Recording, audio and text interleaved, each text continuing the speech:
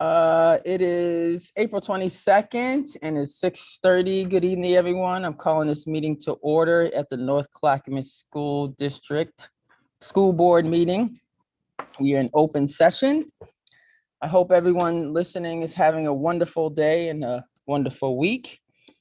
We will begin with our land acknowledgement read by our Vice Chair, Director Bauer.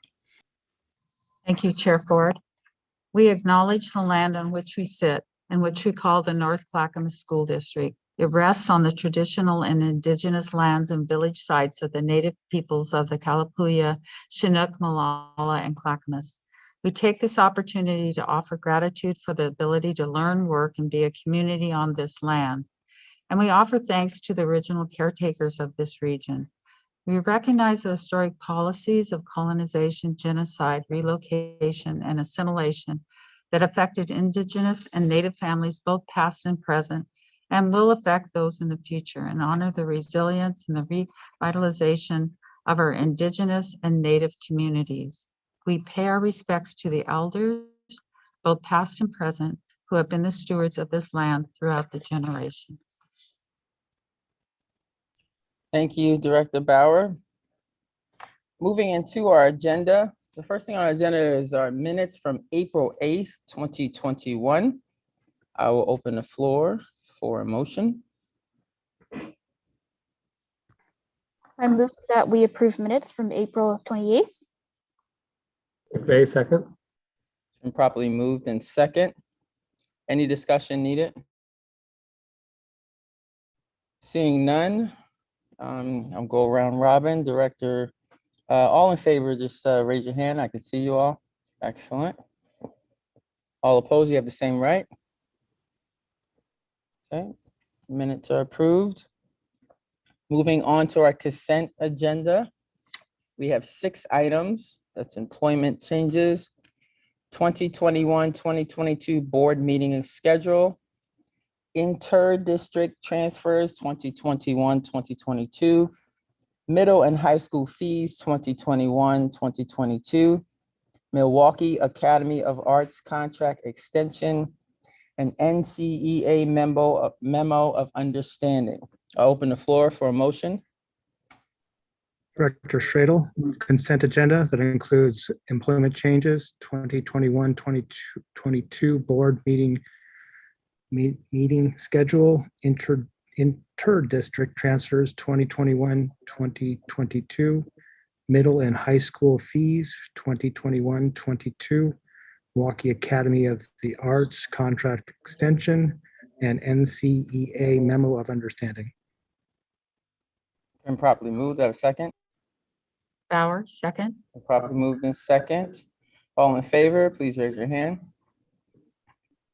Excellent. All opposed, you have the same right. I vote also yay. Next thing on our agenda is our community requests. At this time, we don't have any for this evening. I just want to recognize that you do have that right. So if you guys are interested in the future, we'd love to hear your voice. Please make sure you contribute to this opportunity. All right, next we have our licensed and certified staff appreciation week proclamation. This is obviously a very important part of our district makeup, our district family. The licensed and certified staff, traditionally, this is normally teachers. We're including everyone, and we want to make sure we recognize everyone. And the analogy I like to use is that when you go to a play, there's all types of superstars that are in front that you watch. And of course, that is our kids. Our kids are our superstars. But behind, there's always a bunch of shadow warriors, and they're fighting to make sure that the superstars look good. That's the stage crew. And our team are producing and making all types of things happen in this wonderful play called North Clackamas School District. So we have a proclamation, and we will read it, and then we will vote on it. Directors, you have your section. I won't call you out, just go for it. All right. Whereas licensed and certified staff, including teachers, counselors, and social workers, nurses, psychologists, instructional coaches, media specialists, therapists, and speech pathologists are vital to the education of students and who continually strive to promote high expectations, cultural understanding, to prepare graduates who are inspired and empowered to strengthen the quality of life in our in our local and global communities. And whereas licensed and certified staff are professionals that advance the well-being, academic success, and lifelong achievements of all students, and whereas licensed and certified staff continually strive for improvement and progress in education with the understanding of the need for commitment to excellence in the district school system, and Now, therefore, be it resolved that the North Clackamas School District Board of Directors proclaim May 3rd through May 7th, 2021 as Licensed and Certified Staff Appreciation Week in North Clackamas School District. Adopted this 22nd day of April, 2021. Excellent. Thank you all for that. And thank you, everyone. Let's put a motion on, then we'll do discussion. Open the floor for a motion. Move approval of the proclamation for the certified staff. May 2nd. And properly moved in second. Any discussion needed? Director Schrader? To say thank you during these times of always changing delivery model of education. It's a wholehearted thank you for everything that the licensed staff do, and thank you for everything. Anyone else? Okay, seeing none, let's have a vote. All in favor, raise your right hand. All opposed, you have the same right. Seeing none, unanimously approved. Thank you guys for the work you do. We appreciate you. Next on our agenda is our Asian Pacific American Heritage Month proclamation. Once again, I think that this is something that we've done before, but in particular this year is pretty important that we recognize the culture of our Asian Pacific Americans, as they are not having the easiest time in the world at this time, but have a culture that is rich and should be treasured. So it's super exciting to have this proclamation in front of us. Directors, you have your sections. I'll go ahead and let you read it off.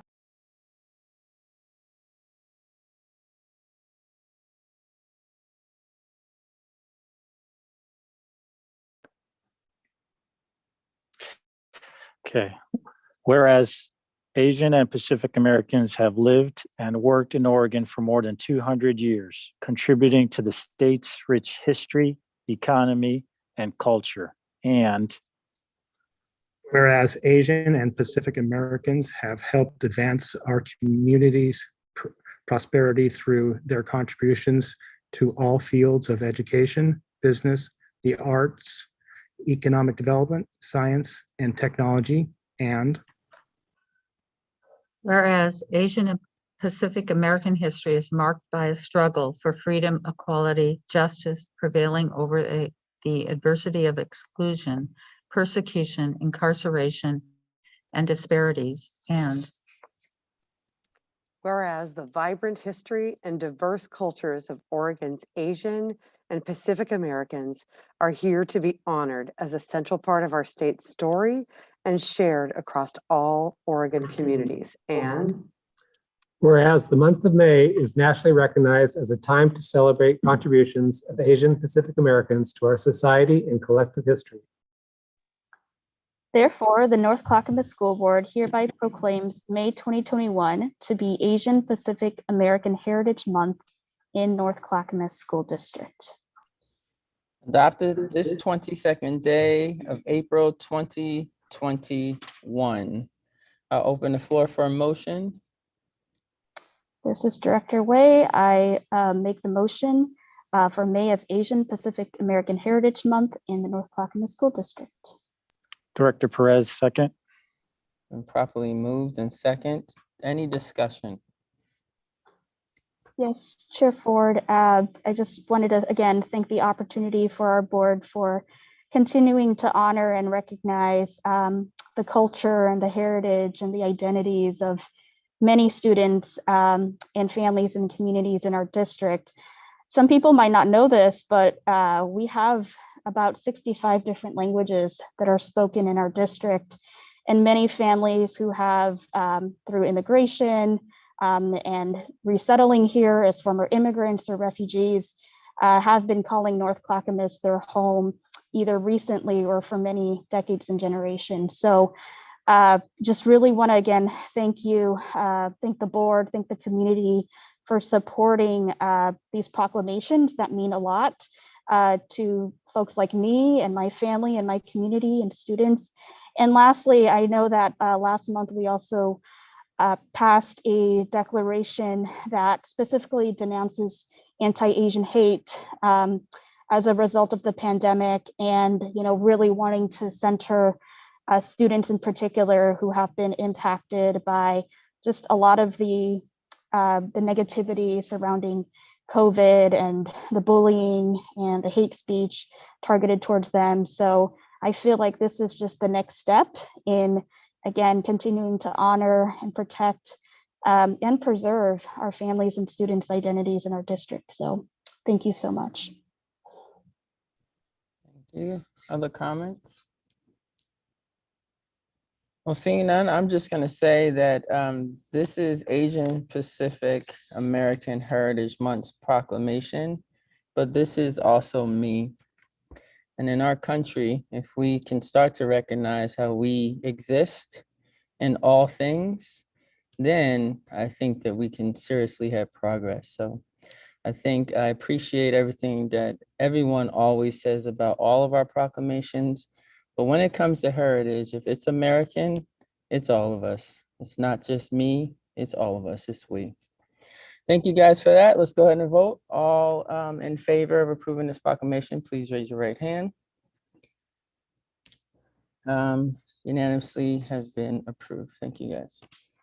Next on our agenda is our NCEA featured educator. I'm looking at my screen to see. There she is, Andrea. What's going on? Here I Happy am. Thursday to you. Let me put my earphones on so I can actually hear you.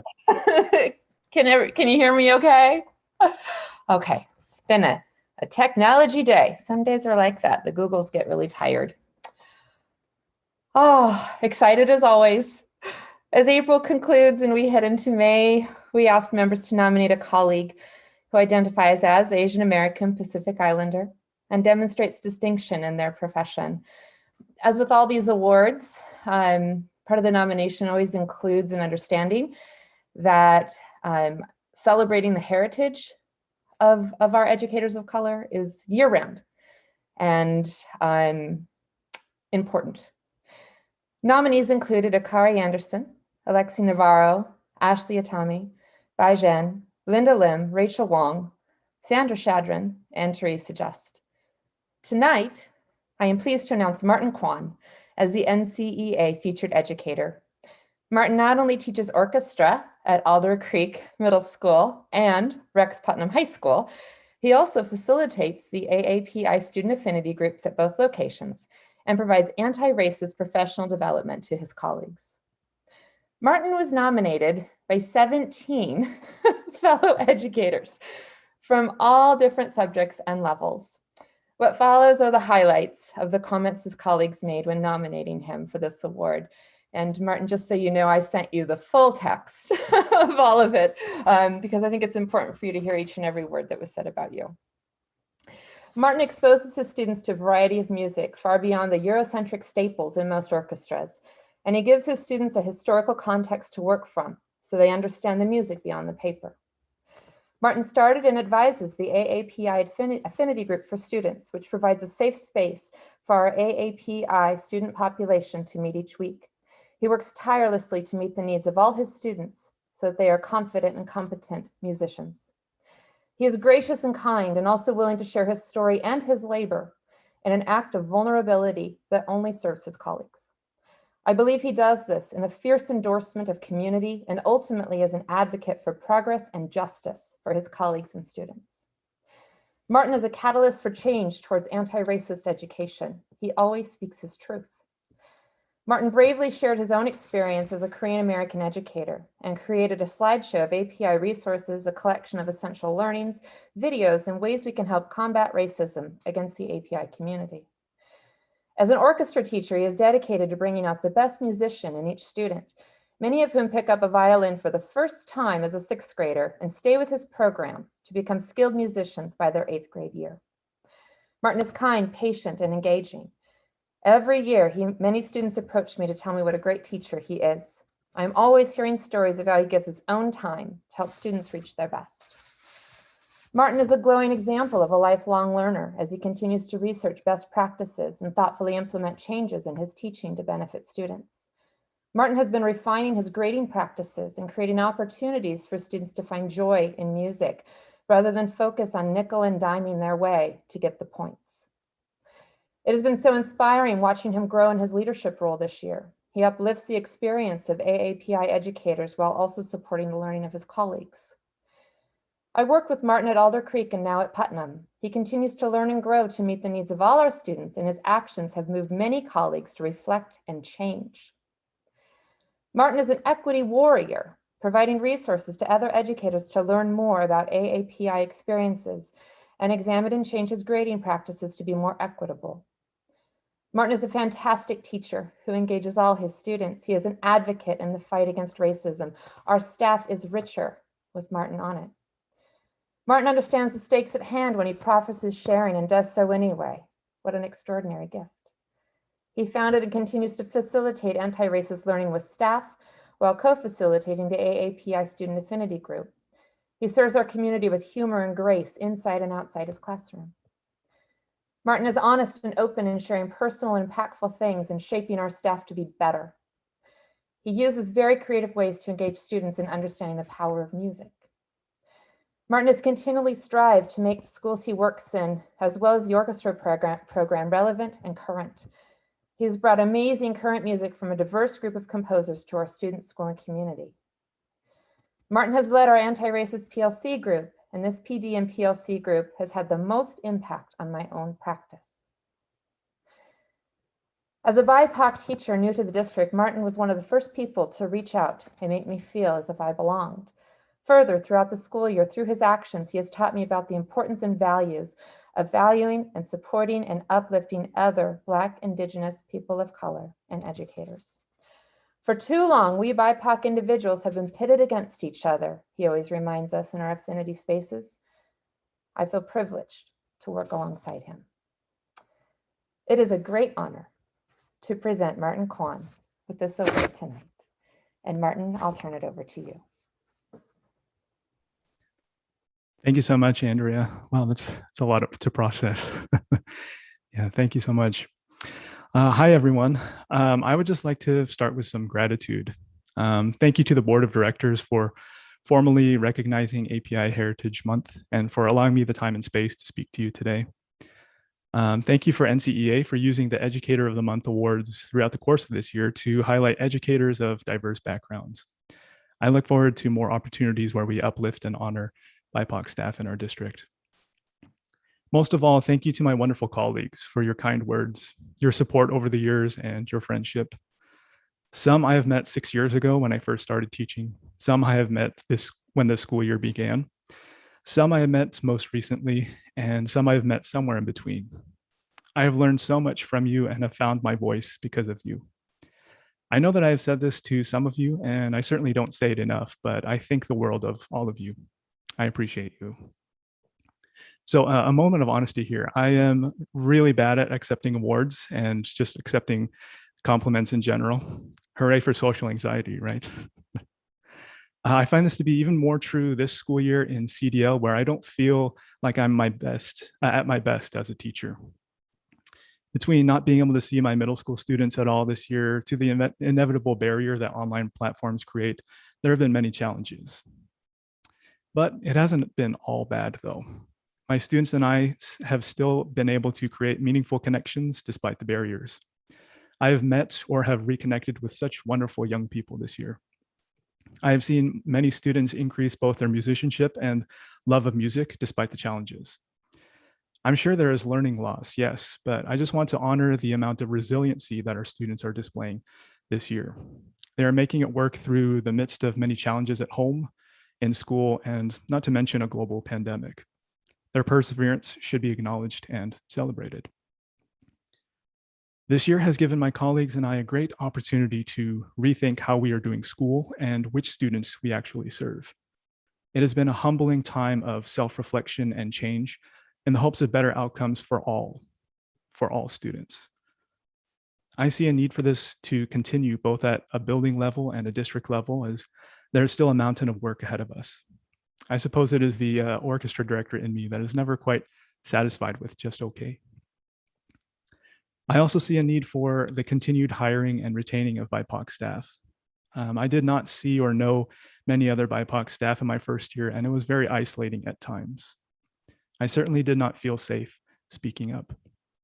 It was a very tough year in many ways, and I had seriously considered leaving the profession altogether and have considered doing so pretty much every school year since.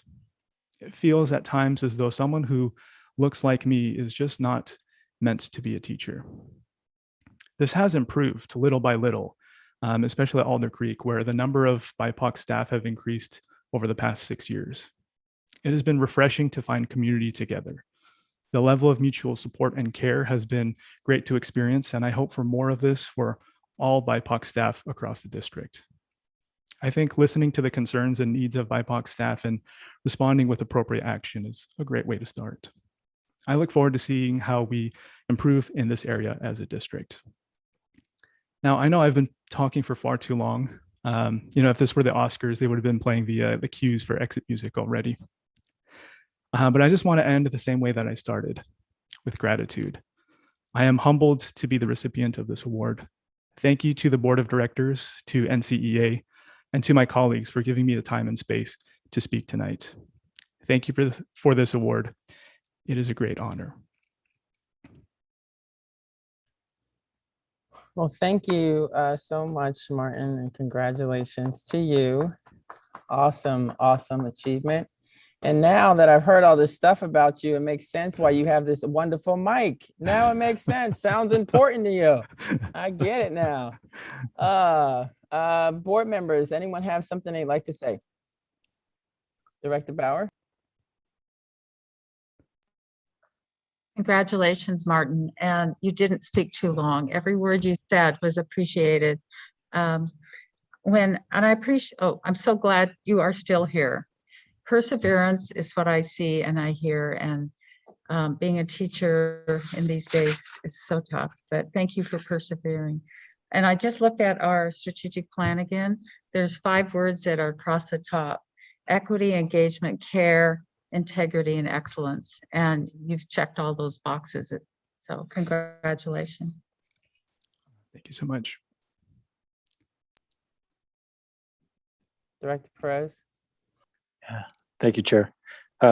Yes, congratulations, Martin. I just want to echo a little bit of what Mitzi said about the 5 and how you epitomize that. But I also want to say that somebody once said that, a leader is someone who not just looks at their own interest, but to the interest of others. And listening to all the comments that your colleagues, 17, and listening to the impact you've made on those around you, I personally feel very grateful that we have you teaching our students, and what a role model for our children. Thank you and congratulations. Thank you so much. Director Way? Martin, thank you and congratulations. Thank you for sharing your story, your struggles, and being transparent about that, and also just sticking around in our district and particularly continuing to serve our students, especially during COVID and during this pandemic. And I know that as our district, we have continued to talk about teacher diversity and recruitment and retaining of staff. And I just think about, maybe 10 or 12 years from now, maybe a decade later, and I want to see a student come back to our district and say, I became a teacher because of Martin Kwan. And that would be an amazing story to have. So hopefully you can stick around for that moment to happen, but thank you again. Thank you so much. Anyone else? Oh, Director Benalogo? Yes, Martin, I also want to extend my congratulations. And it was wonderful to hear of the work that you're doing with our Asian Pacific Islander community within the district. I also am really excited to see someone from the arts honored. I think it's so important that the arts connect us in different ways. And I think that's so important that we're honoring our arts teachers as well. So congratulations. Yeah, thank you so much. Anyone else? Hey, seeing none, I'll summarize by saying, okay, Director, oh, well, everyone. Thank you, Martin, mostly for showing up again with this beautiful mic. You might have to send me the link. It's just the sound is just so soothing. I can't imagine your students don't just love listening to you all day. And thank you for taking up space, and never apologize for taking up space when you have earned it. So I appreciate that. And yes, we have many things to do. One thing that we know is, as people of color, is that the best thing about education is that you actually never lose it. We have unfinished learning to do, but it's not lost. And what I'm excited about is that you'll be around to help them finish the learning that they were unable to do at this time. And the last thing that I'll say is, I'm with Director Benaloga. Music is the same part of the brain as science, and oftentimes we put emphasis on one and not the other. But it's all important, it all matters, and it all makes a difference in the world. So thank you for being a part of change and making sure our kids see their opportunities and what's in front of them. So appreciate you fully. Thank you so much. I appreciate all the words of kindness today. All right, if we will be moving on and to our next thing, and that is our Mount Scott Elementary School presentation. I hope that you have the same mic that Martin had. No, it's just so easy on the ears. Okay, Dr. Williams Rodriguez, are you ready for us? Yes, good evening. Happy Thursday, everyone. It is my pleasure to introduce Mr. Cam Kitchen, our principal of Mount Scott Elementary School, who will be prepared to highlight important details about Mount Scott. Thank you. Cam? Hi, I'm going to go ahead and start a presentation. We're hoping we're going to start a presentation.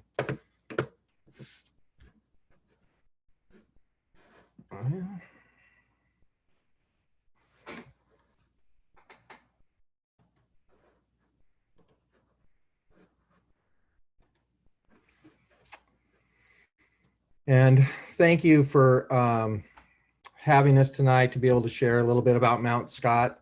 It's something near and dear to myself and the staff that have joined me today.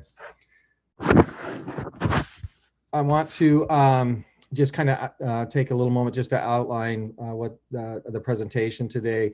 And what I hope, I guess, that comes from tonight is that, and comes through tonight, is the importance of the Mount Scott culture.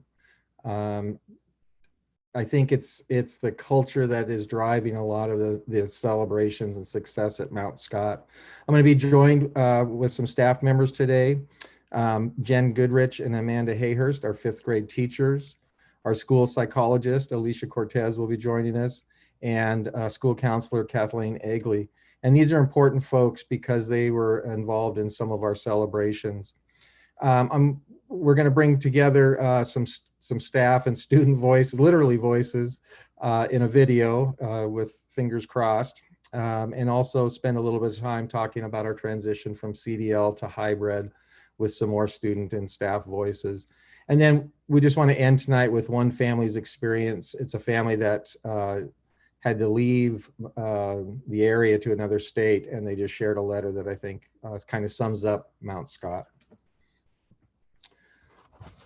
The school culture at Mount Scott, the Mount Scott way, which has been shared, that phrase, those words have been shared several times by other people, which means to me that they felt it. I could actually feel what happens when they walk into the building.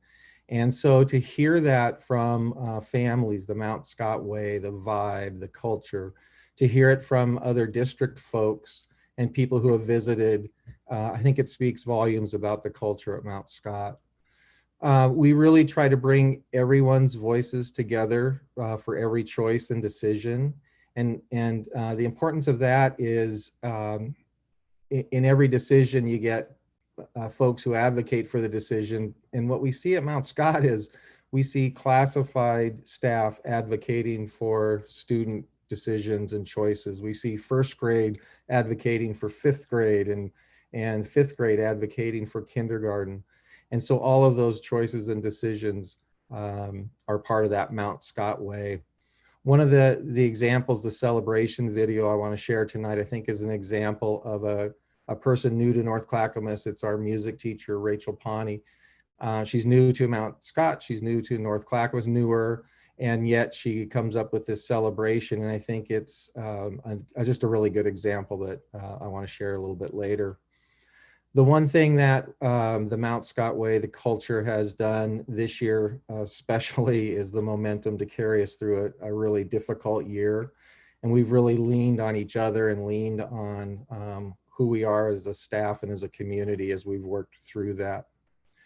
And then at Mount Scott, we don't talk about culture. It's not something that we spend a lot of time talking about, but I really believe it's behind everything that happens there. So it's doing the lifting from the back. Like a lot of schools, we have a mission statement, and about 4 years ago, we worked on our mission statement as a staff.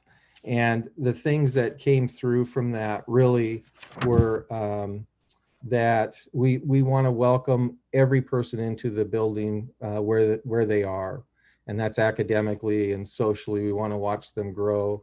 And then belonging to the learning community. And there was a lot of discussion, do you belong to a learning community or are you in the learning community? And so the words in our values took some time, but they all truly matter to us.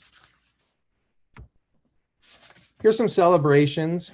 And I want to start with just a successful transition to what I believe was a very robust and rigorous CDL. And that comes with hours of hard work, lots of collaborative planning, just the capacity around technology that all of us have experienced and are still experiencing today, as a matter of fact. But something else I want to highlight is our classified staff was side by side with us. And so it was nice to hear earlier about this staff appreciation, because truly they stepped up in such ways to be side by side with teachers. It was incredible. A lot of schools have a PTA or a PTO, and Mount Scott does, but I think even through leadership changes, which happens pretty frequently in a PTO every couple or 3 years, is that the PTOs at Mount Scott, they lead with equity and community. And even when there's new leadership stepping in, it still is that idea of equity and community. Are we serving all kids, all teachers, all community members? And then is everyone welcome? And I'll share a little bit about our celebrations in PTO and about that as well. I'm going to have Jen Goodrich and Amanda Hayhurst speak a little bit about fifth grade mathematics at Mount Scott. Hi, Board of Directors. I'm Jen Goodrich, and my teaching partner, Amanda Hayhurst, and I are excited to share a little bit about a system that we've been working on for the last several years that have benefited many of our students in math. A few years ago, we found that the students in our classes had a much larger range of needs than we typically see, and we didn't feel like we were giving some of those students what they needed for math class. Some students were feeling defeated and unsuccessful before they even came to class. Others had the mindset that math is easy and they weren't going to have to work hard. We knew that we needed to adapt how we were using our Envisions curriculum to match students' needs and help them move forward as mathematicians. We found ways to modify or enhance our curriculum with other strategies and materials. We also reached into the 4th and 6th grade standards to help us determine the long-range learning goals. Our routine includes whole class time when we focus on finding and articulating different strategies and participating in respectful math discussions. There's some direct instruction of the new concept and practice. Afterwards, students complete an exit ticket with 2 to 3 selected problems that give us a lot of information about what pieces of the lesson they understand and what their needs might be. We also coach students to use the exit ticket problems to reflect on where they are in the work and what they need next. Teachers then analyze the exit tickets to look for patterns and determine strengths and the next steps. We mix students from different classrooms into our groups based on those strengths and needs. These groups are just for the rest of the day's math time or math lesson. They are flexible and constantly changing. In these groups, this is where we've seen really significant growth in our students in their math skills, but also in their concept of themselves as mathematicians. We really work to shift the focus from just getting the math to getting whatever it is that you need to make progress in math today. And this differentiated time is when we utilize some things like manipulatives and models, pre-teaching and reteaching, introducing alternate strategies, and including some real-world extensions. Students receive appropriate teaching and practice, as well as homework from these groups. During this time, some students are able to see themselves as leaders who don't otherwise. Students who haven't felt successful in math are able to get the support that they need to engage with the grade level standards. Students who are ready for the next challenge are given that opportunity and are able to build their problem solving and communication skills. They have access to a teacher and to peers to ask questions and collaborate. All of this work builds their learning and engagement habits that help them to continue to be successful in math and in other areas. Just last week, Jen and I both had a student come to each of us and say, "I think I get it," after weeks of working on adding fractions in our small groups. And he was even willing to put his work up on the board and share it with the class. And for this student, it was huge. And at the end of the day, he walked out of the room with more confidence in himself and what he could achieve. And for us, seeing those academic and personal gains in students has been really exciting and inspiring. What Amanda and Jen didn't share is that for that particular student, the celebration was the 3rd grade teacher when he didn't come to school and she worked with him, the 4th grade teacher when he wouldn't pull his hood off his head and wouldn't engage in class, and then all of a sudden that confidence that he had as a 5th grader, and the sharing of that 3 years he was at Mount Scott was also really important. One of the celebrations to share is that pre-COVID, so before we shut down, we started staff-led affinity and alliance groups. And that came around pretty organically from staff. As a principal, I tried there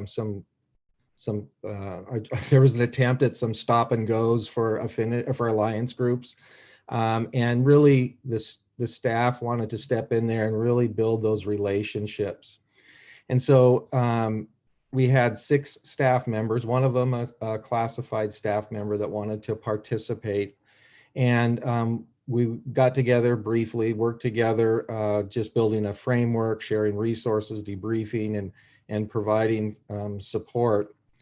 We also got support from our district liaisons, which not only helped with every part of organizing that, but also attended. So Phil, I know he retired, Phil came to our meetings, and so did Ed Vila. And so that was always really fun. The groups that we had were from 6 to 23 students. I'm gonna call the process of organizing and starting groups became pretty informal rather quickly. And that was because I think we were very, very cautious not to make any missteps to start, but really the students, their enthusiasm and the staff's enthusiasm took those groups and really started moving them forward. And really the work became trying to just keep up with the students and figured out how we could do that as they had more ideas and more things that they wanted to do. And we also got to broaden our group because more students attended.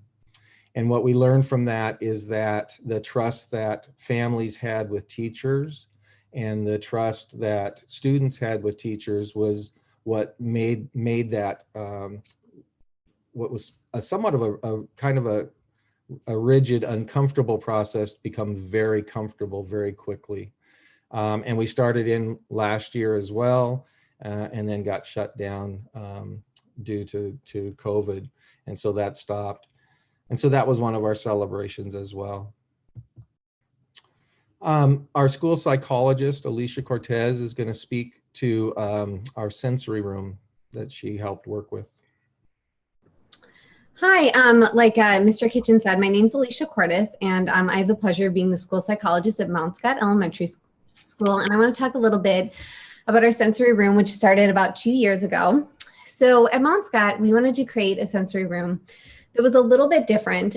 So we wanted to create one that was more of a proactive focus. So we wanted one where kids could go, they could get their sensory needs met in a relatively short period of time in a proactive manner, and then go back to the classroom. So essentially kids go and they start off in the sensory room by taking a few deep breaths. Then they go and they do some heavy work. So they do that with like a weighted ball, or they do some jumping, like crossbody jumping. Then they go and they do a jumping pattern. So they do some fun frog jumping, or they do wall push-ups and bear crawling. Then they go ahead and they do some jumping on a trampoline. Then they move into another progression where they do more like heavy body work. So they do like yoga-like things, except without the religion-based, or they do some core work, which we know is really important to writing. Then from there, they go ahead and they do some calm down time, like on beanbag chairs, or they play with Play-Doh and things like that to kind of calm their system down. And then they end by taking some more breath work. But what I think really stands out about Mount Scott Sensory Room is really the creation of it. So Mount Scott, to me, Mount Scott Strong really was represented in the creation of the sensory room by the fact that it really started out with a teacher taking laminated paper cutouts and putting them in an empty classroom and having kids do a jumping pattern. And then from there, it went with a little bit of seed money and an idea that came to me and said, hey, do you think this would be helpful for kids, and that we'd have some kids that would benefit from this and teachers that would be interested? And from there, I went to our occupational therapist and I said, hey, do you think you could like use some science and help me design something? And she said, yeah, like, let me get involved. I can definitely help with this. And I went to, different special education teachers and I said, hey, like, what works for your kids? Like, what do they need out of this? And they said, well, here's what they need. And I've got some kids that I bet could run through this and could provide some feedback for it. And so we had some kids run through it and provide some feedback. And, I talked to other teachers and they said, hey, like, I have some kids that would they benefit from this? Like, how can I help? Or I've got some staff that's free during this time. Could you provide them with some training for this? And the guidance counselor, I run some small groups that would benefit from running through this. Could you provide some training for this? And so we realized that we actually had a lot of kids that would really benefit from this. But looking at our infrastructure, we probably also didn't have enough infrastructure to run enough kids through it all at once. So we went back to our parent-teacher organization and we presented the idea to them. And they were nice enough to provide an extra $2,000 worth of funding because they also saw the value in this idea. So how this really represents Mount Scott Strong to me and the Mount Scott way is that it wasn't a top-down idea saying everyone get on board. It was really coming from the bottom up of people saying, hey, we have kids that would benefit from this. Like, let's jump in and I'll help because this is what's right for kids. So to me, that's really the idea of the Mount Scott way and Mount Scott Strong. We had right before COVID shut us down, we had K-5 students and support from K-5 teachers using our sensory room on a daily basis. And we had to do some room movement and adjustment for hybrid.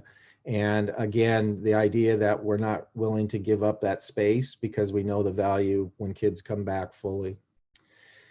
I added a celebration of a canned food drive, which 38 boxes of canned food. And what's amazing about this is it's something that student leadership at Mount Scott has done. It's been supported by teachers. But this was during CDL, and it was a 3-day drop off. And I think it really speaks to the community, because within 3 days of just setting out boxes in front of the door and having families drive by, we collected 38 boxes of food for the Wichita Center. It was amazing. And I think the expectation was hopefully we'll get a few boxes. And then when we filled the foyer full of boxes of food, I think everyone just kind of was in awe of that. Kathleen Nagley is going to spend some time talking about the collaborative outreach we used during CDL. Okay. Well, hello, everyone. My name is Kathleen Egley, and I'm the counselor at Mount Scott, and I just love working there. And I'm very appreciative of the collaboration that we have with our staff, with all staff, especially during CDL. It was just impressive. I think how we were all able to work together to do outreach to kids and families, and to try to connect kids during this difficult time, and to try to limit barriers and hook them up with resources that they need. And of course, we had some students and families who really struggled with engagement, despite all of our numerous interventions that we've tried. And so we developed a Care and Connecting team, and I know other schools have done that too as well. And we did scheduled porch visits, which are just real positive. What we do is for those select families, we bring a greeting package, and with notes and cards from teachers, from staff at school, and also from the sibling schools too. And the purpose is to re-engage families and students without judgment, without an agenda, and to just partner with them.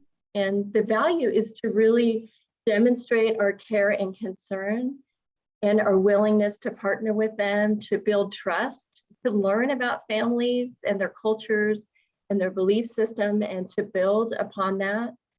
And because the guiding belief of that, we believe, is that parents and guardians know what's best for the kids, and they want what's best for them, and they are the expert of them. And we have found as a result that it has really increased engagement of our students and families. We're now able to get a hold of them on the phone. Some are responding to emails. Kids are participating more. And it just seems like they've been happier. And so we felt like it's, something that we started this program, and we've definitely seen some success. And I think that's something that we'll reevaluate and think about that in the future. Because I know in the past we've done home visits, but never this extent where we collaborate and work together and where we partner with families. I think it makes a big difference. Kathleen also put out to teachers if they wanted to join, and we had teachers, even as they're teaching CDL, they're reaching out to families, they're making lessons, they're making videos, they're making slideshows, said, I really want to do that. And Kathleen had a quick training for them, and then they would join them on that porch visit. And I think that made a huge connection as well, that this person coming across a video screen is in my front yard or on my porch wanting to talk. Mount Scott Strong came from an idea from our PTO. So our PTO, for I think like 4 or 5 years, we've started the year with a collaborative art project that every student participates in. Every student and teacher works on it, and every staff member. We make an art piece in the front entryway, and then our PTO will design a T-shirt that goes with that. And so this year, in August, our PTO came forward and they said, this year more than ever, we need to build community. And and came up with the idea of Mount Scott Strong. And in the videos, you'll see the t-shirts that they designed and that they provide to our students. We had a new family join Mount Scott this week, and the PTO always buys extra shirts so that when a new student comes to Mount Scott, part of their welcome is that they get a Mount Scott Strong shirt. We had a real successful restart of in-person, a lot of work. You're probably well aware of that, but it has been extremely successful. And our kids that are coming just thoroughly love it. And what we knew in the past is in standard school or school is that didn't fit every student. We knew that. What we learned in CDL is that CDL doesn't fit all students. We learned that it fits some very well, but some it didn't. And so having the in-person option has really been beneficial for our students to come. And then just looking at next year and how we hope that what we learned over the last, 16 months, that we can bring that into in-person teaching and learning. Our PTO, I talked a little bit about their themed t-shirts. They also do a fundraiser. The back of the t-shirt is a community, no matter the distance, which we all kind of said, yep, that's really important. We really need that this year. The PTO did a yearbook this year, which going into it, they said, what's the content going to be? And that didn't deter them because they knew the importance to memorialize our year in CDL and what everyone has kind of experienced. And they're really looking at a yearbook, not so much for the glitter and glam of the yearbook, but to memorialize the year this year so that in 10 years or 15 years or 20 years, kids can go back and say, yeah, that was us. That was part of what we did. The swim nights that they have, I think 6 years, 7 years going on, they're community based. The whole extended families come. We have 600, 700 participants. Everyone's welcome. It's no cost. They support our teachers with stipends, staff appreciation, and then again, multi-years of technology purchases.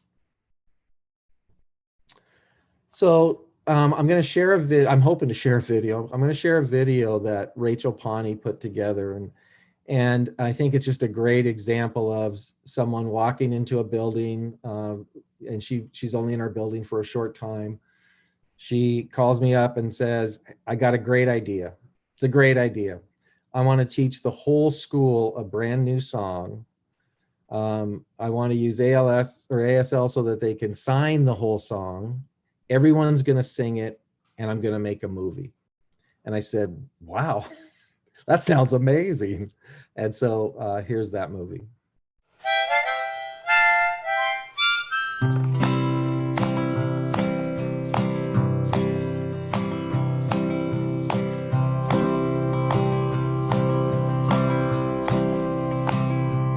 I've got peace like a river.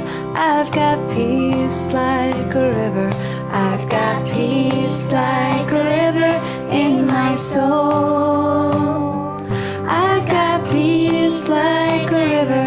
I've got peace like a river. I've got peace like a river in my soul. I've got love like an ocean. I've got love like an ocean. I've got love like an ocean in my soul.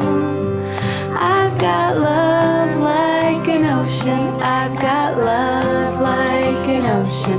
I've got love like an ocean in my soul. I've got joy like a fountain. I've got joy like a fountain. I've got joy like a fountain in my soul. I've got joy like a fountain. I've got joy like a fountain. I've got joy like a fountain in my soul.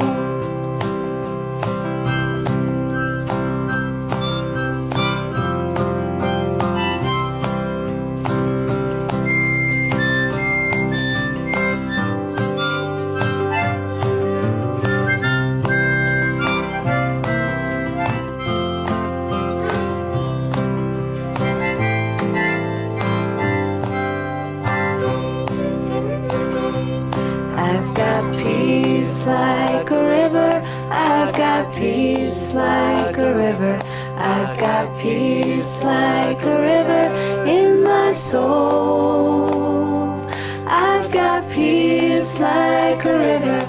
I've got peace like a river. I've got peace like a river in my soul. I've got peace like a river in my soul. I've got peace like a river in my soul.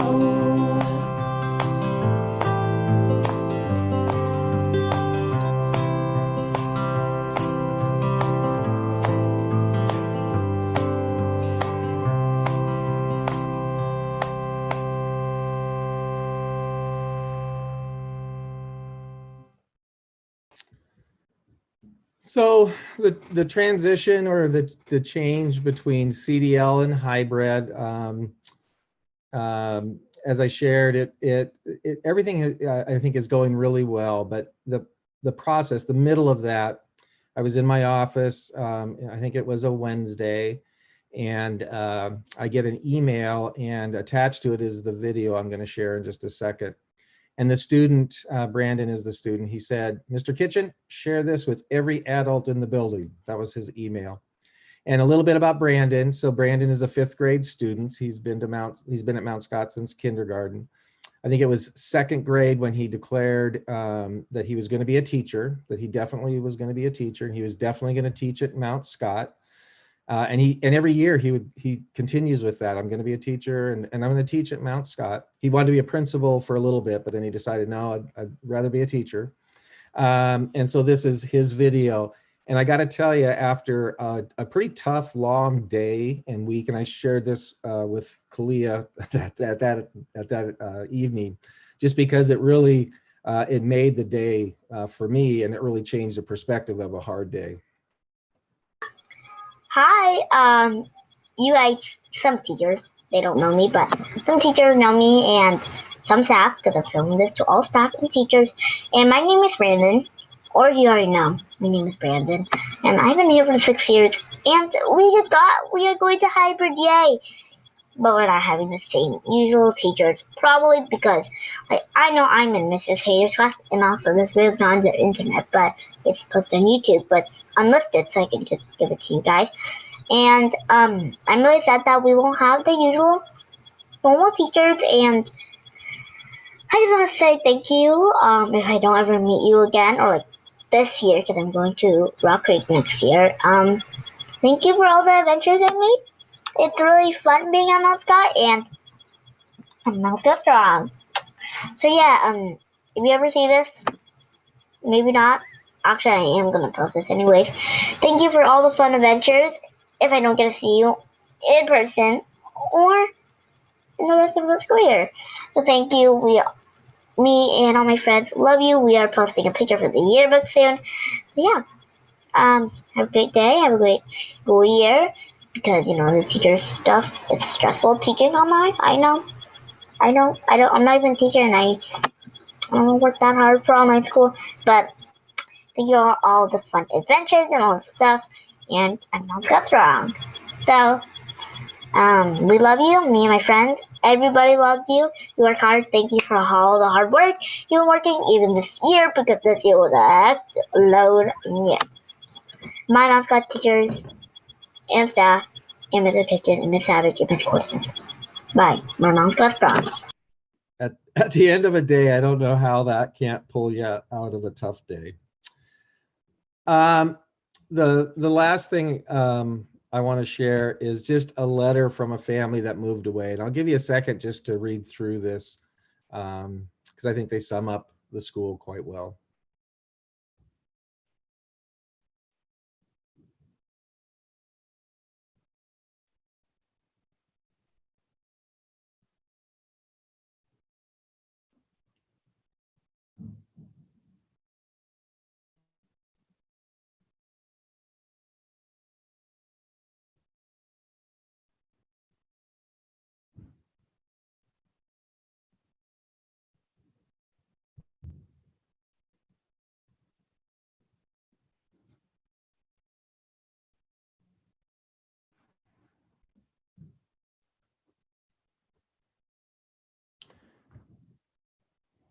So I'm gonna stop presenting, and if the board has any questions for anyone, we'll take those questions.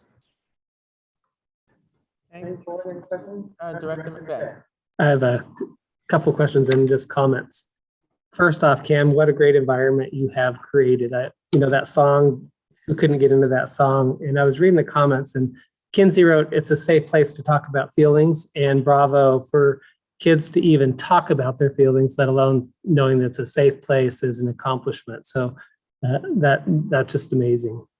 And Amanda and Jen, I love what you're doing. I love the bookend grades, right? Kindergarten and 5th grade, because you guys get them at the beginning and at the end. I love all the grades, but I'm always admired the last of the assembly line, if you will, till they go on to their next next shot. And a question for Alicia, do you support other schools or only Mount Scott? Yes, I do. I also work over at Linwood and Sojourner.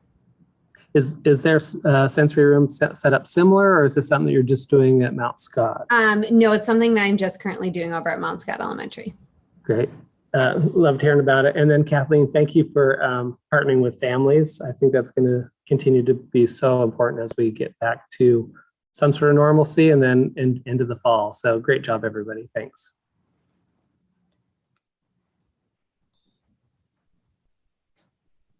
Director Way. Thank you, Chair Ford. What a great presentation. And of course, I'm a little biased, but I love the sign language video. It's just amazing. And then the student voice towards the end and the parent letter. Just amazing work, you guys. Thank you so much for all that you do, all that you continue to do during this pandemic to make sure that our kids are safe and that they're also learning. Mount Scott just has a personal connection to my heart because that's where my 2 younger siblings went to school, and they're in their early 20s now, but I remember accompanying to many fun runs and open houses and back to school nights, and we still live in the neighborhood and just see all the kids in that community just really having such a great time being at Mount Scott. So that really shows through in your presentation and in the videos as well. I just had a quick question on some of the affinity groups that you had said were starting up, and just wondering how many of those groups are there, and can you name maybe a couple of those groups just so that we have a sense? And what do you feel like support can look like moving forward into next school year with, again, the affinity groups and either staffing support or support from community? Yeah, good questions. So we had an alliance group for Vietnamese students, an affinity group for African American and biracial. We had an affinity group for Russian speaking students, and that was our instructional assistant who joined that, who is also our liaison and spent time speaking Russian to that whole group, and then a Latino group as well. And we had some teachers partnered up because the time barrier is on the leaders. I mean, it really is. The school got together and made it happen. So the staff was around, yeah, this is important and we can adjust our schedule to make sure these students attend, not a problem. But really there's no time built into a day. And so the leaders gave up their time to have them. And so that's why they would partner up. We, looking forward, every year there's staff change. And what was amazing coming into year 2, which was last year, is we had lost some staff members that were participating, but we gained some too, which was great. And so that's where we started. That's where we started from last year, and then everything got kind of shut down. The moving forward, it's trying to figure out the time. And I think at one time, if a building principal said, well, hey, I can get a substitute to free a teacher up, people would say, yeah, that's a good equal trade, and I can do that. But right now, preparing for a substitute, and this is before CDL and everything, the work and detail it takes to prepare for a sub, that even that doesn't seem like a really good way to free folks up. So I'm personally, I don't have a great idea for how do we free people up for that. Community is a great idea for part of that, but it's the teacher relationships that are the key. And so it would be like an after school, but then we got transportation to, and we had some discussions like how can we open up transportation so everyone can be involved. So those were the discussions that we had, because we had the same questions as how kids were driving it, kids were, their enthusiasm, we just were trying to keep up, and time was the barrier to do that. So don't have great solid answers, but hopefully that helps. Yeah, thank you for that. I think maybe it might worth it to explore some creative solutions into how we could bring more community resources in, nonprofit agencies that particularly work with some of those affinity groups, just worth exploring for the future. But really just commend staff's passion and commitment and giving their hours and their time to support students in the effort. So thank you. Director Perez. Yeah, thank you, Chair. Thank you, Principal Kitchen, for that wonderful presentation. And I always think, or I always say that when you hear a culture or an atmosphere that's doing so well, that's having that kind of impact, it always starts at the top, and there's a ripple effect down. So pat yourself on the back, Principal Kitchen, because a lot of that impact is from you to create that atmosphere. But I do want to say, Amanda, Jen, I loved hearing about the math. Alicia, loved hearing about the sensory room. I'm gonna seek more information on that. And then Kathleen, who I know from Scouters Mountain, I got to throw a little plug for Scouters Mountain in there.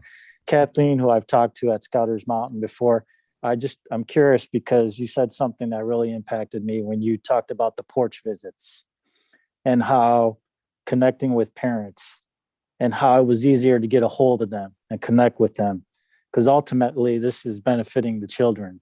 And so my question is, engaging the families like that, or re-engaging, to use your words, do you plan to continue doing porch visits? Is my question for you, Kathleen. Yeah, absolutely. I mean, I've seen such a huge benefit from them, and I think because it's partnering with teachers and with our principal and meeting people where they're at, providing resources that they need in a non-judgmental way, and not talking about attendance, but just making it positive, I think really makes a big difference. That's awesome to hear. It really touched my heart to hear that. And I hope we can replicate that throughout our district. I think that's so important to connect with families in that way, especially to hook them up with those resources and see what barriers are limiting.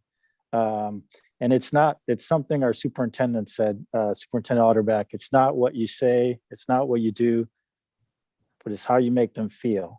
And when you go and visit them on the porch and connect in that way, they're feeling it. And ultimately, our children benefit from that. Thank you. Job well done, everybody. Thank you, Director Perez. Anyone else? Director Benaloga? Yes, Principal Kitchen, thank you so much. I was fortunate enough to come to one of your morning assemblies, I think well over a year ago. And it was wonderful to see the positivity that you have at Mount Scott Elementary. The kids were so kind, and the staff was very kind with the kiddos that had the wiggles in the front rows. So it was very sweet.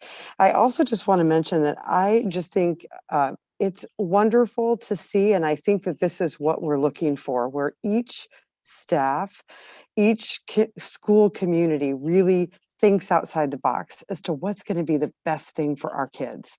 And I love to hear the creativity with your teachers and your counselor and psychologist. Just wonderful to see that people are really invested in your community and that are doing what they think is best for your students and your families as a whole. So thank you so much for your presentation. Thank you, Director Benaloga. Anyone else? Director Bauer? I'll make it really quick. Great job. The video was great. Everyone performed well, and I love the information you shared. You have a success, lots of success, but you already have a future teacher too. So thank you for that.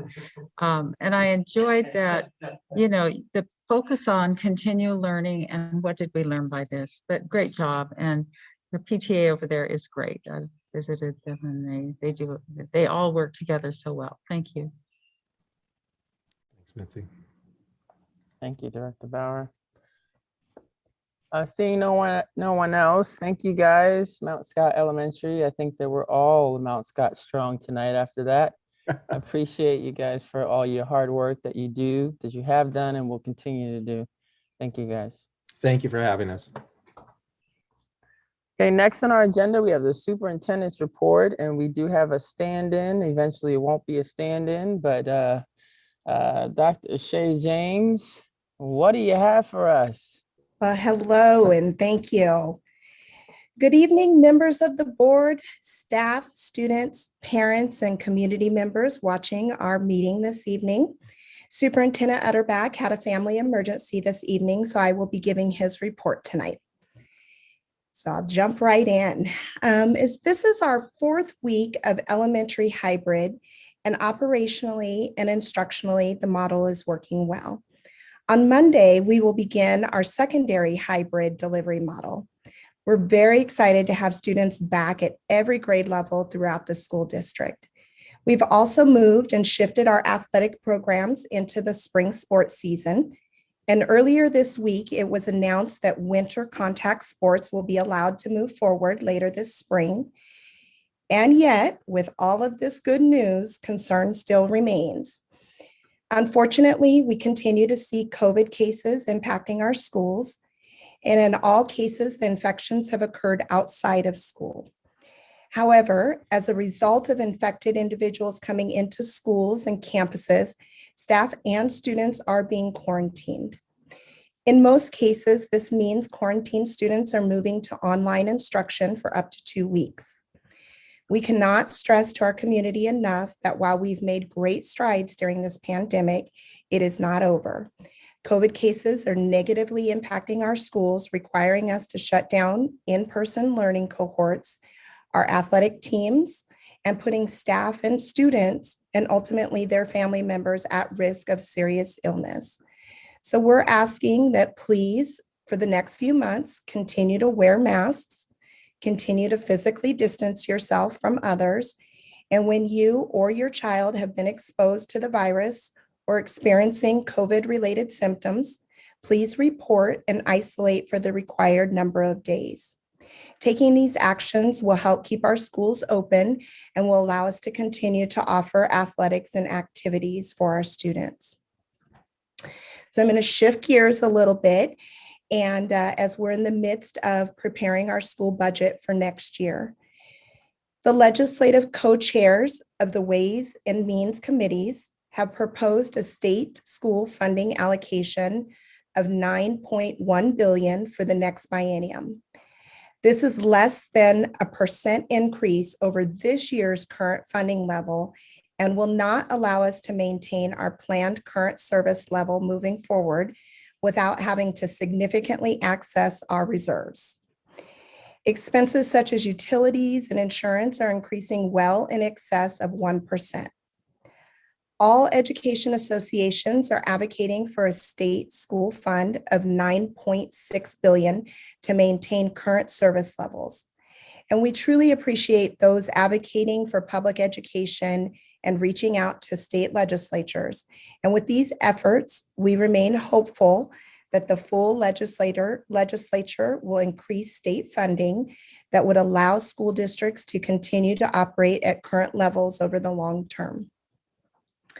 And finally, I want to share that earlier this week, we were notified by the U.S. Department of Agriculture that schools nationwide will be allowed to serve meals through the National School Lunch Program, which is called Seamless Summer Options, SSO, if you see that, which is typically only available during the summer months, but it will now be available through June of 2022. This is a significant change that will benefit numerous families and our students throughout the next school year. So we're happy and very excited about that. So I'll say thank you, and this concludes the superintendent report. Excellent. Thank you very much. Any questions that you think that Dr. James can answer since she's standing in? Direct away. Yes, thank you so much, Dr. James, for this update. I just have a quick question on just some of the COVID cases. What is our role in contact tracing and working together with the health department? Yeah, we have a committee right now that is the center point of working through any COVID cases that come to our attention. And that effort in terms of contact tracing and working with the health department starts with our nurses and our director, Cindy Panko, of one of our director, Cindy Panko, in special education. And so really when we find out that there is a case, we start there, and they work together with health department and the individuals to do the contact tracing and determine what the length of quarantine is, isolation, and help families understand how to access our CDL instruction from there. And then there's a series of other operations that happen from there as well, including letters that go out, which involve other folks that are on the team in supporting that. Thank you. And just as students are quarantining, they will still have options, obviously, to learning, online learning, accessing teachers' courses. They absolutely do. And when we built the models for learning, we made sure that we built them so that they were nimble, so that students would be able to continue, hopefully as seamlessly as possible with their instruction and learning. Thank you, Director Way. Any other questions? Okay, seeing none, thank you very much, Dr. James. Next on our agenda is the board reports. Exciting times for us to speak about all the work you guys are doing. I know you guys are doing great work out there. I will start with Director Schrader. What do you got for us? Well, I attended the OSBA superintendent evaluation virtually and also participated in classified bargaining. Those are the main things I've been doing, as well as keeping updated on COVID and everything else that goes on for school districts. Director Benaloga. Yes, thank you, Chair Ford. I have been involved with the PCLA, of course. We have been working on legislative and funding and advocating for the state school fund that we need for, that we are also asking for the 9.6, and advocating at town halls, and just also educating our community members so that we all understand what that advocacy can mean.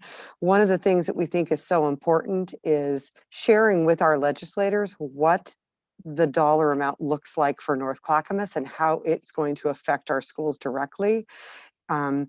They're often experts in many things, but they're not necessarily experts in how that $9.1 billion is going to affect each school district. So it's important that we educate our legislators and our community about what that means.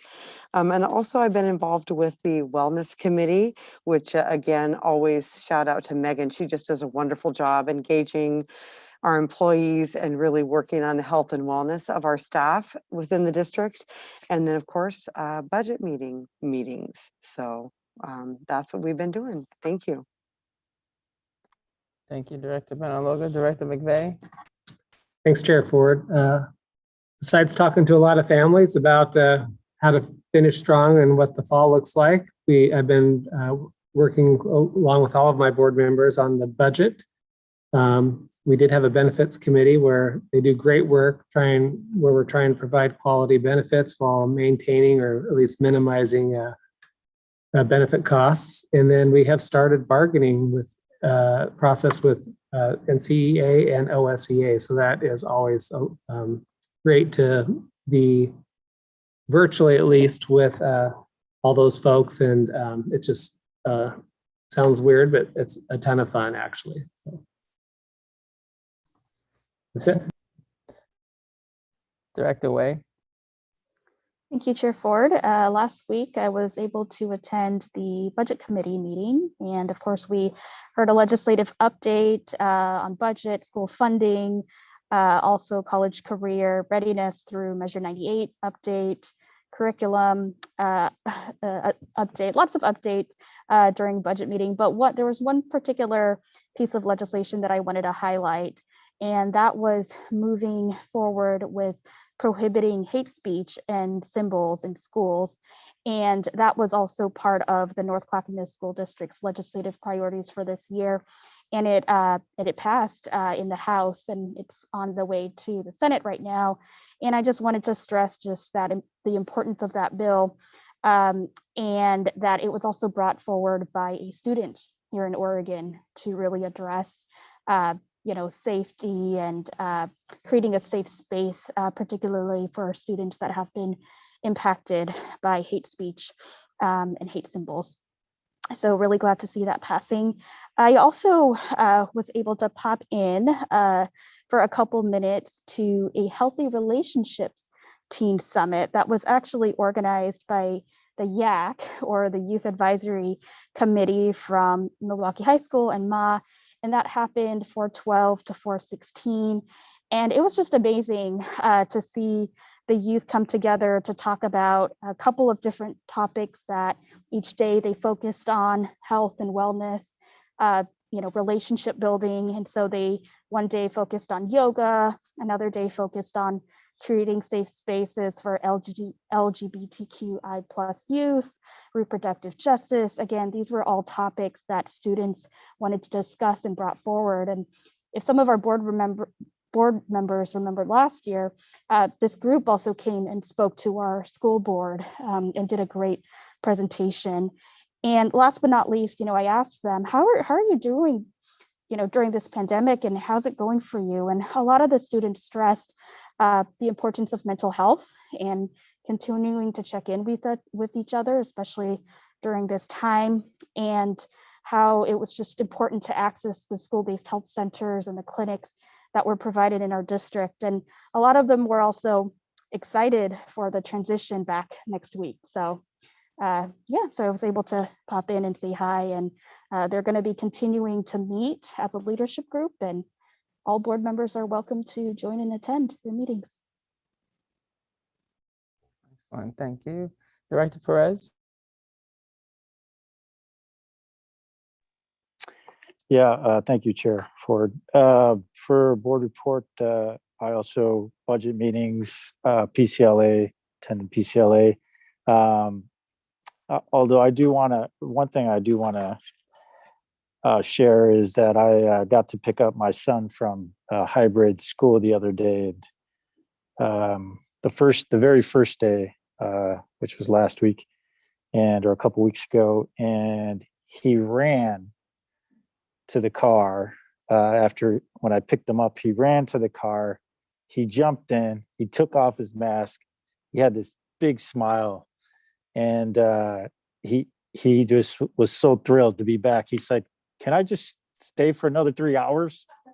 And but as I just want to share with our community that today I worked at the hospital. I took care of a child who had COVID associated syndrome.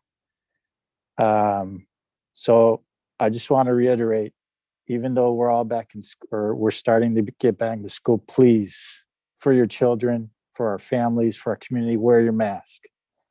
Please maintain safe social distance. Please wash your hands. We are not out of the woods yet with this COVID. Please, please show respect. Wear your mask, follow all the social distancing, because I'm seeing it in the hospital. For our kids, for our parents, for our families, for our teachers, for our staff, for our entire community, please. And also, lastly, I just want to say, don't forget our North Clackamas School District, our staff, everyone, teachers, administration, superintendent, they put together this wonderful set of resources. Please utilize that. Just Google North Clackamas School District, click on About Us, and then click on Social Services. There's a whole bunch of stuff there put together by our fabulous folks in the district. Thank you. Thank you, Director Perez. Director Bauer? Thank you, Chair Ford. Yeah, I also attended budget, the PCLA with fellow board members. And just wanted to add a little bit more about the legislative work that we're doing, because there's opportunities for everyone to step up and be heard about and ask for the 9.6, which is current service level. And I wanted to just point out again that that's not up to the quality education model. And I pointed this out in the PCL meeting too, that is 9.9 or 9.96 or 9.94. So we're still a long ways. It's 9.994 billion. So there's opportunities to testify and submit letters.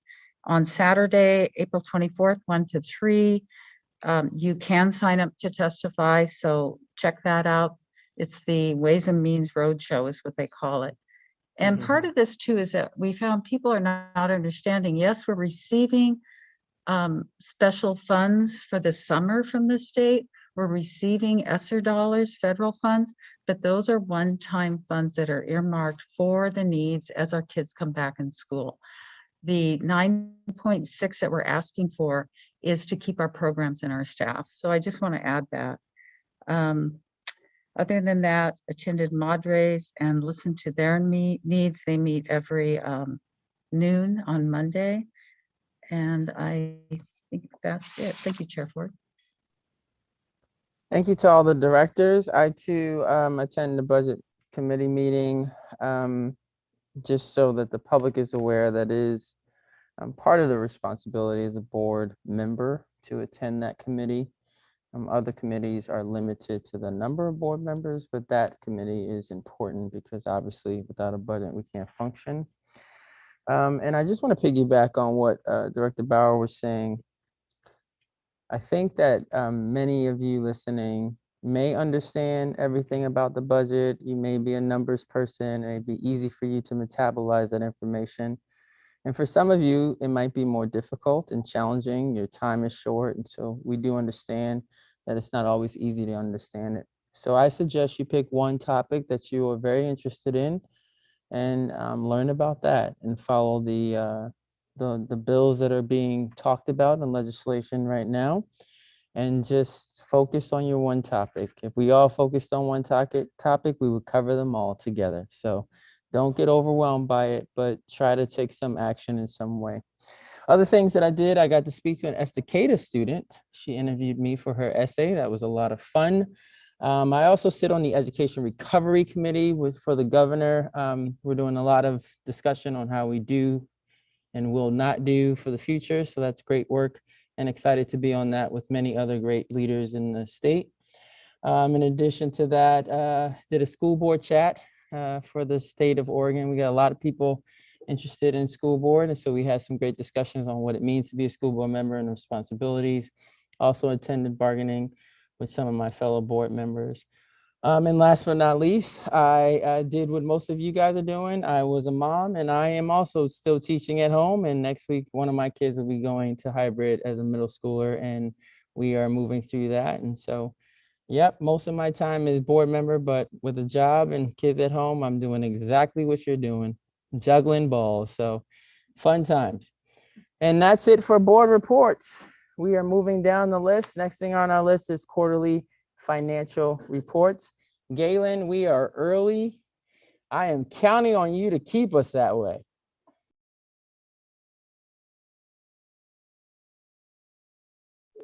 Oh, we can't hear you, Galen. You're still on mute. Thought I clicked it. So I'll do my best to keep us on time. I was joking. It was a joke. Kinda. So I would like to share some highlights from the financial report for the quarter ending March 31st, 2021. We have a new projected ending fund balance of $29.4 million.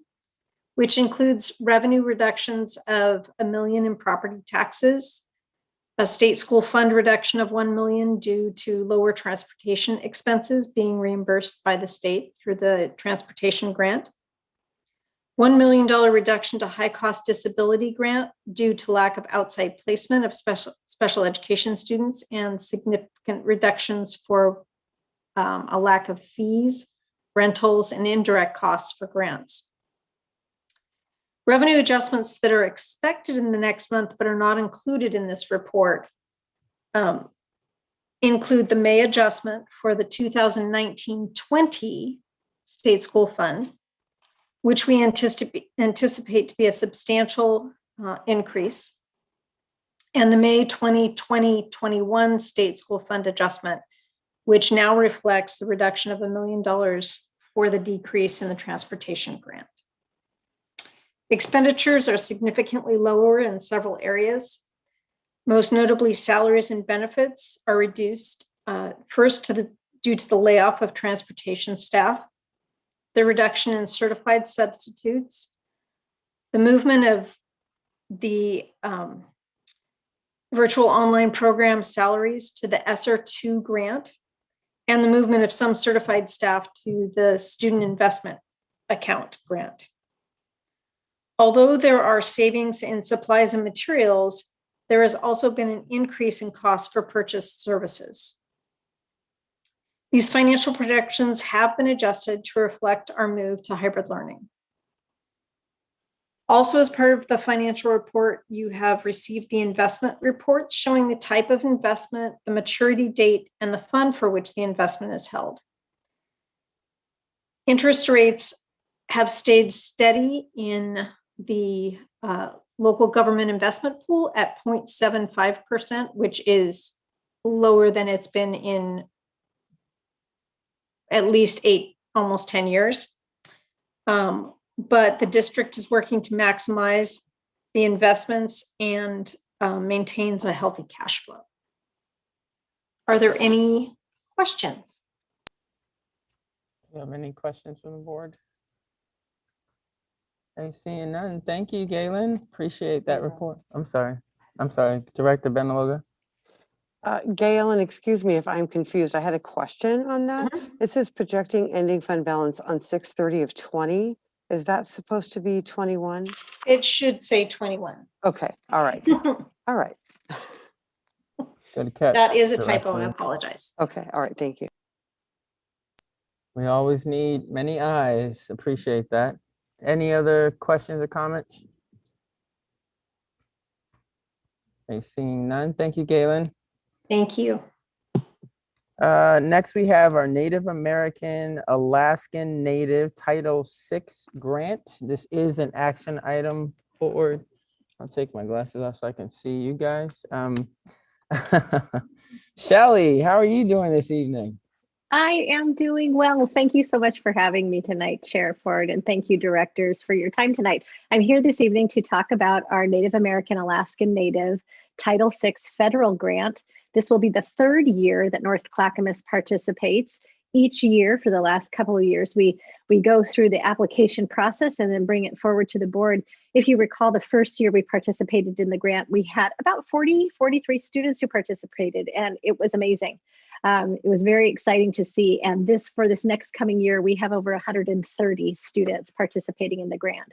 And so to participate in the grant, a student needs to be a member of a tribe or a non-member of a tribe, but have identity as a Native American or Alaskan Native as a student.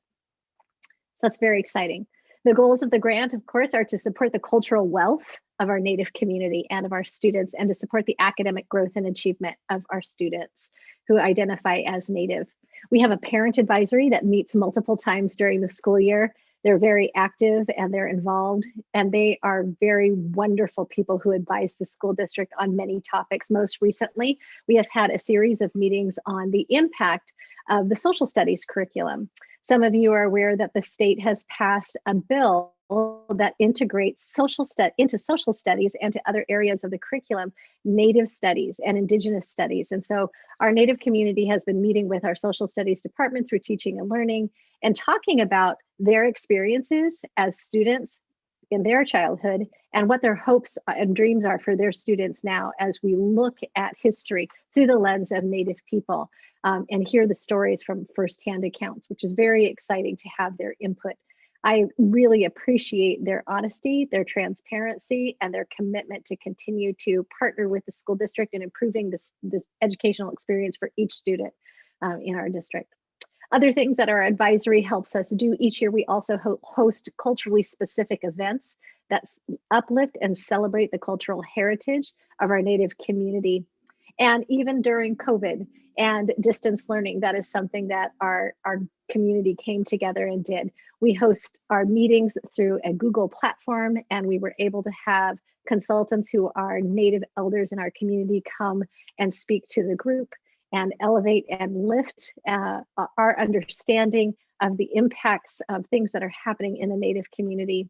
We also hosted a webinar that talked about the long-standing impacts of Native boarding schools in Oregon and what that meant to people during that time period and how that has carried forward to today. It's very exciting to see the impact that the Native Parent Advisory has had on the school district. Additionally, some of the grant activities also support academic support for our students, including tutoring.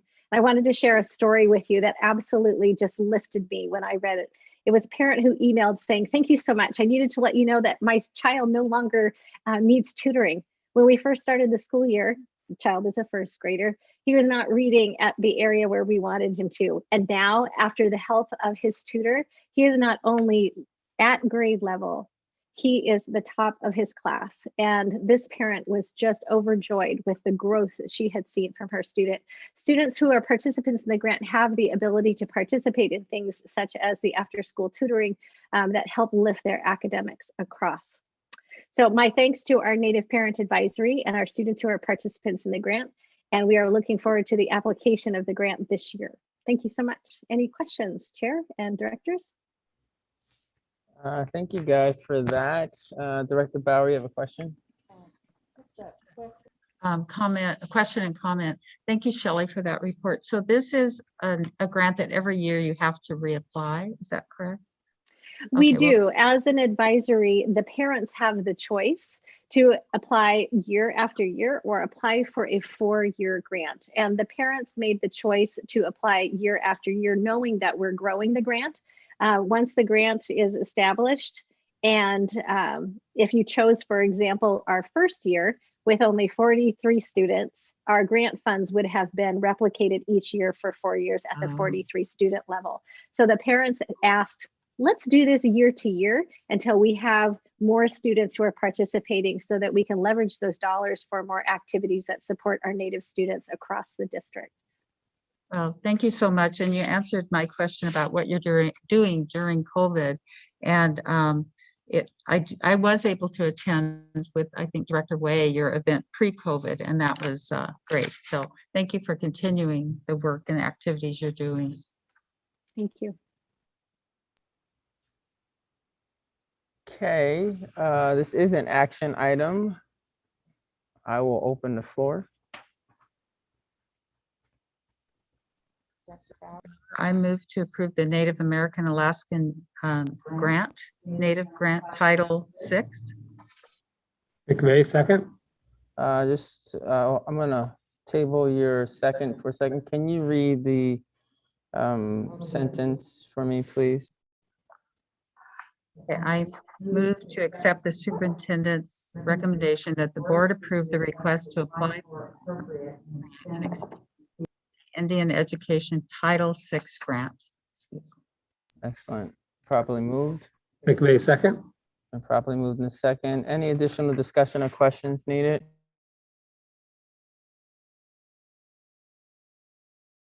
Okay, seeing none, raise your right hand if you approve. Excellent. Unanimously approved. Congratulations once again, another year. Have fun, guys. That's awesome. Thank you.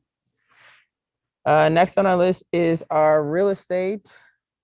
And this also is an action item, board members, just to remind you.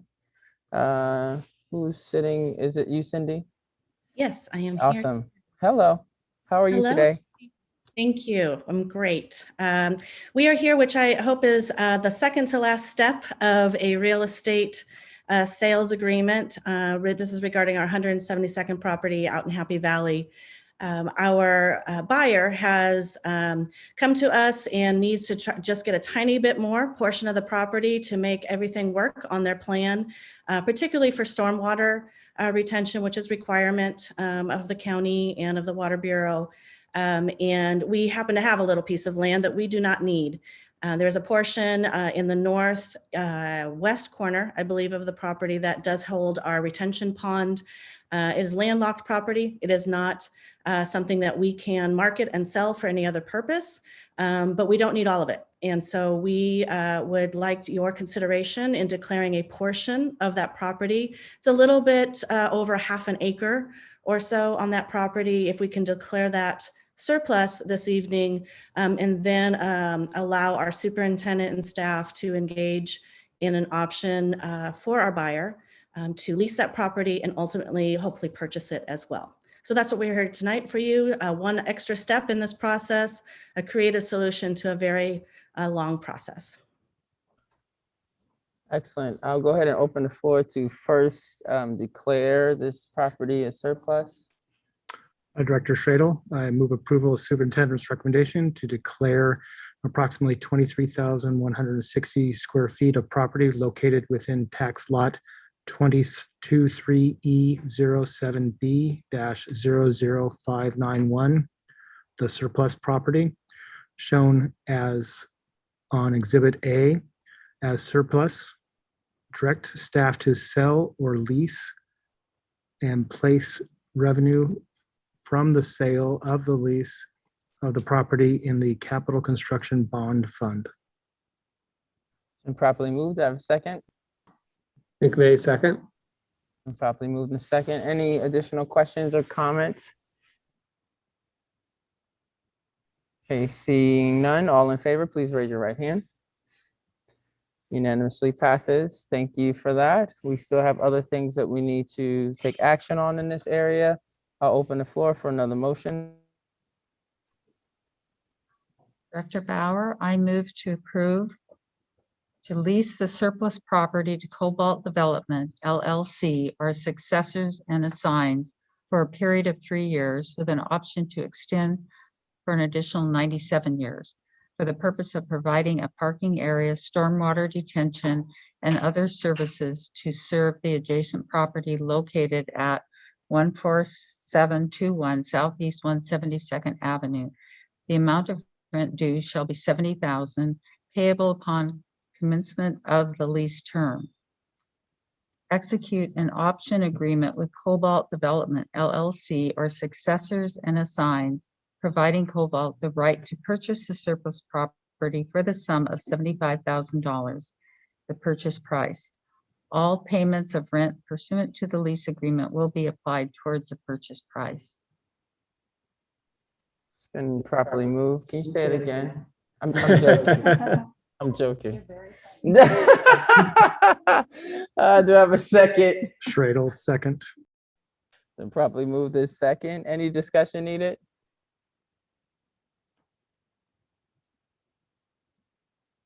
Seeing none, all in favor, raise your right hand.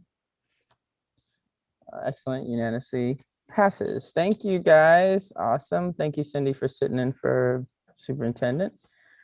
Next on our agenda is our bid award. Ron, what? It's 8:15. Good. 8:14. I think this is the early. You almost saw the sunlight today. Almost. How are you doing today? Excellent, excellent. Good. Okay. What do you got for us? We're looking to see if the board will approve a contract to First Cascade Corporation for Ardenwold Elementary upgrades. Just a reminder to our community, this was brought to us as someone has their mic on. This was brought to us last meeting as a discussion item. And so it's now an action item. Open the floor for a motion. McVeigh, move approval of awarding Ardenwald Elementary School upgrades contract to First Cascade Corporation for a total award not to exceed the amount of $154,902. Fredo, second. It's been properly moved in second. Any discussion needed? Okay, seeing none, raise your right hand if you approve. Unanimously passes. Thank you. Next on the list is our bid award. Again, this time for Campbell Center upgrades. You're still here, Ron. What you got? We're looking for the board to award a contract to Par Tech Construction for Campbell Center upgrades.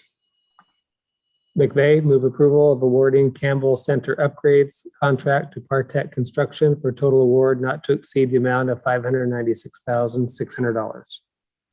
I accept that motion. I have a second. Fredo, second. Been properly moved in second. Any discussion needed? Seeing none, all in favor, raise your right hand. Unanimously passes. Excellent. Next, we have a bid award, Riverside Elementary fire sprinklers. Ron. The board to approve awarding a contract to First Cascade Corporation for Riverside Elementary School. Well, I'll just keep going here. Move approval of awarding Riverside Elementary School North Wing Improvements contract to First Cascade Corporation for a total award not to exceed the amount of $550,457. Second. You guys are playing ping pong. It's been properly moved in second. Any discussion needed? Excellent. Seeing none, raise your right hand if you approve. Unanimously passes once again. Thank you, Ron Stewart, for always being here with us. And I appreciate all of our board members for this evening. Everyone listening, take it one step at a time, and all the steps together will get you to your goal. Thank you guys for coming. Have a wonderful evening and a wonderful weekend. Good night. Meeting adjourned. It is now 8:17.